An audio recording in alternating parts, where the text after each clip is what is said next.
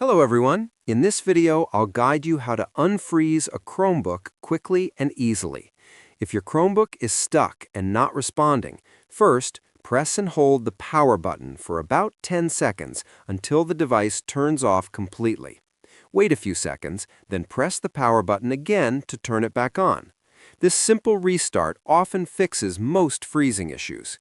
If your Chromebook is still frozen, try pressing the refresh and power buttons together to perform a hard reset. Next, close any unnecessary apps or tabs once your device restarts, as too many processes can cause freezing. Also, check your internet connection, since slow or unstable connections can sometimes make apps unresponsive. After that, make sure your Chromebook is updated to the latest version by going to Settings and checking for updates.